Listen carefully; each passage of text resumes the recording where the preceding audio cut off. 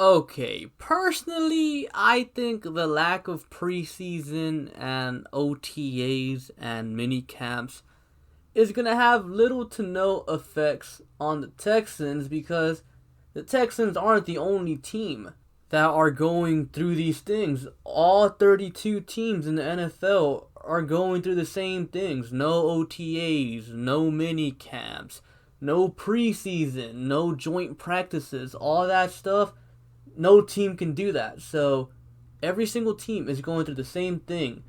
So the Texans, I personally believe they're not going to be affected by this because I've seen some people on Twitter, YouTube comment sections saying, "Oh my God, this is bad for the Texans. This is bad for the Texans." But every team is going through the same thing. Now look, I understand the Texans have different circumstances as opposed to other teams. Now there are some teams out there that obviously they brought in some new players as well, made some coaching changes as well. But I'm going to tell you why I don't think it's really going to matter that much. Obviously, look, don't get me wrong. It's going to suck for the young players that aren't going to have a shot to actually make the 53-man roster because there's no preseason because some players, like the last, 3 or 2 players of a roster usually make it because of preseason, and that chance is gone. Already, at this point in the offseason, teams usually have 90 players. Right now, it's at 80.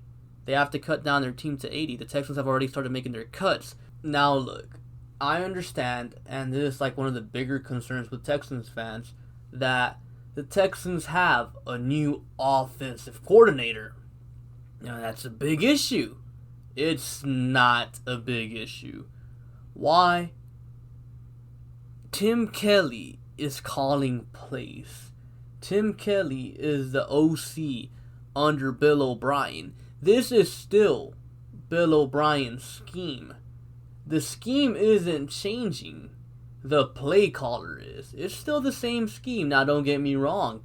Tim Kelly can probably, bring in some different plays in and bring in some new plays. But it's only going to be like a few of them.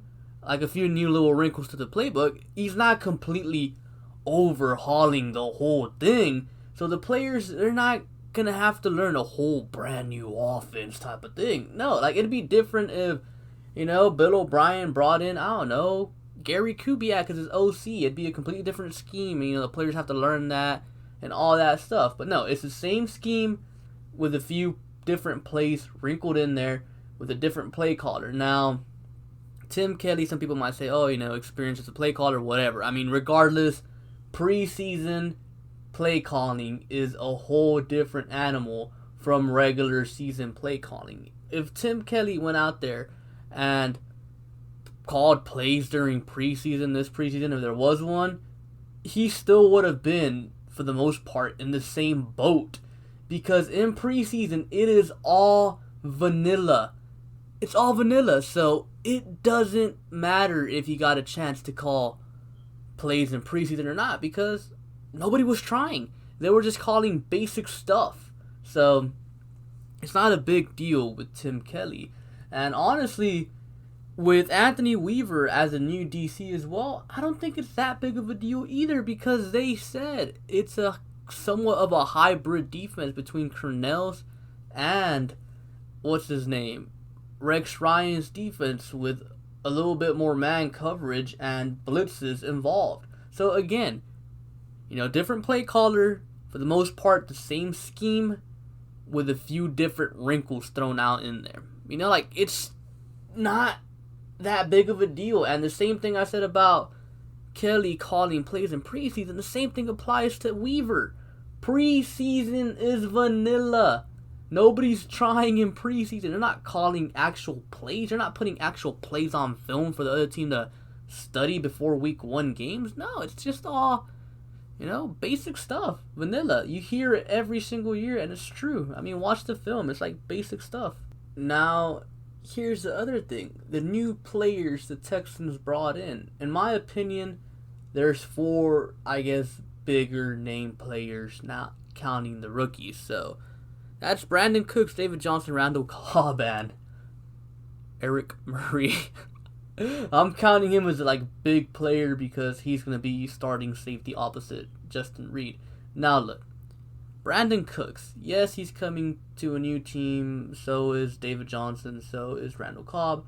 Guess what? Your quarterback, Deshaun Watson, he's been working with them. He's already got that taken care of. So, yeah, that's not that big of a deal. And, I mean, let's be honest. Deshaun Watson, Brandon Cooks, Randall Cobb, David Johnson are probably not even going to play that much in preseason. Probably like 20 snaps total. And there is going to be a training camp. So they're going to have time to get more adequate with each other in training camp as well. But look, Brandon Cooks played in New England. New England has the same system as Bill O'Brien. So he knows what to do. He knows the terminology, the EP system, the one that New England uses. It's the same Bill O'Brien uses down here in Houston. Like, really, if we're being honest, every scheme for the wide receivers, it's pretty much the same thing, same routes and all that stuff, but they're called different. They're labeled different. EP system, O'Brien runs it, New England runs it. He knows the terminology, so he's good. Guess what? Randall Cobb, he played with Mike McCarthy. They also had an EP system. He knows the terminology. Brandon Cooks is like, what, a 6-year vet? Randall Cobb is like an 8-9-year vet. They're good.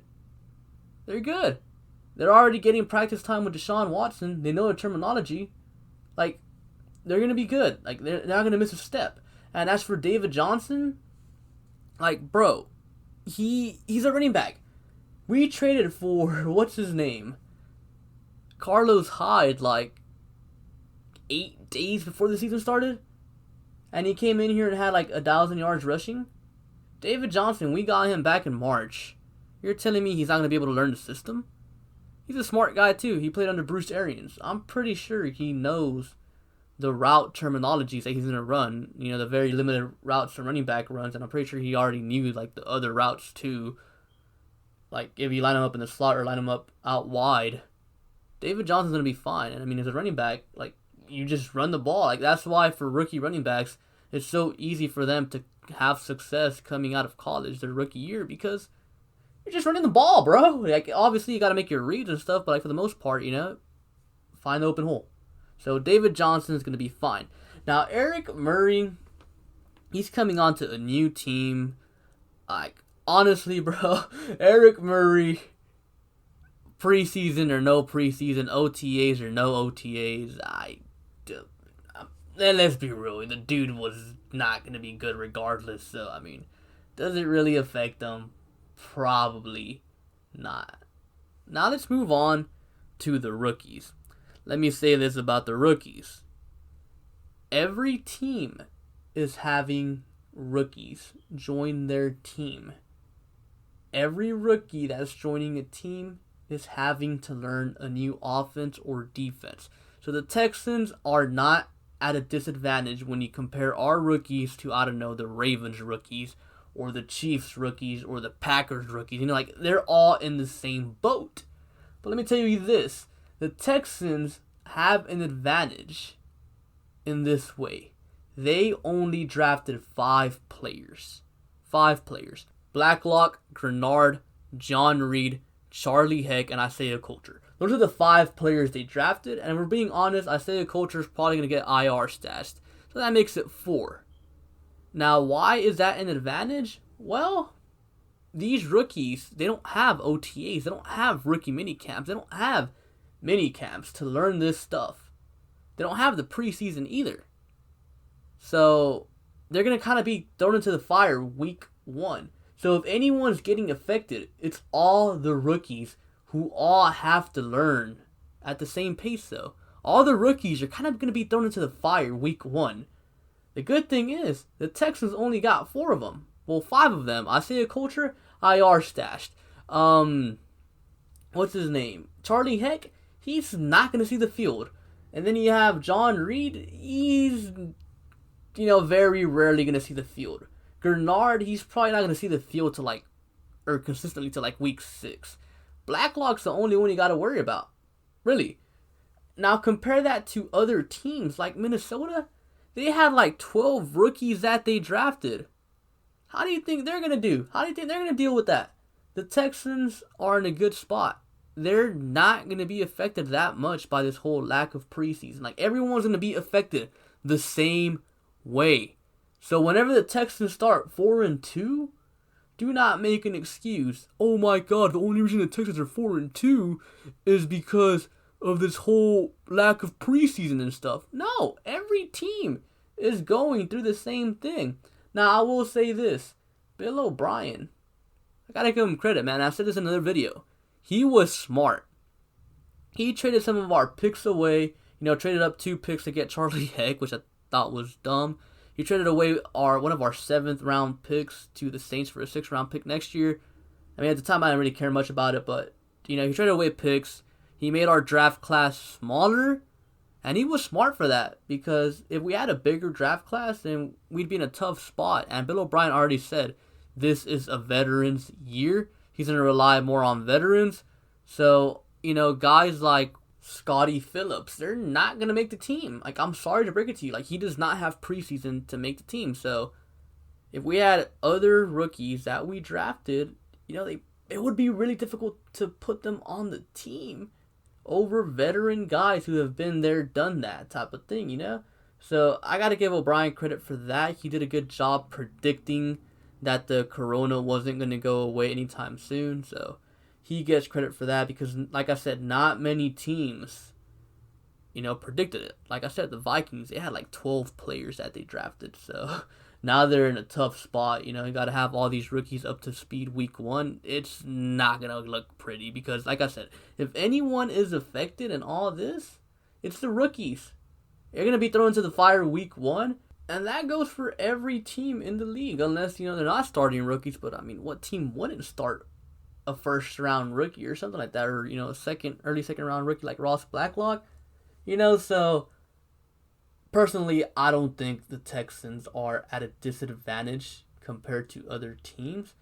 I will say they might have a slight advantage over just certain teams that drafted a lot of rookies and are relying a lot on rookies. But like I said, this is a veteran year, and I'm sure a lot of teams out there are also thinking that. But, obviously O'Brien was ahead of the curve with that one, and I give him credit for that. Anyways, that's all I have for you guys for today. Comment down below if you think this whole lack of preseason, lack of OTAs, mini camp, and all that stuff is going to affect the Texans in any way more than another team. And yeah, be sure to like and subscribe. Thank you for watching, and I'll catch you guys later. Peace.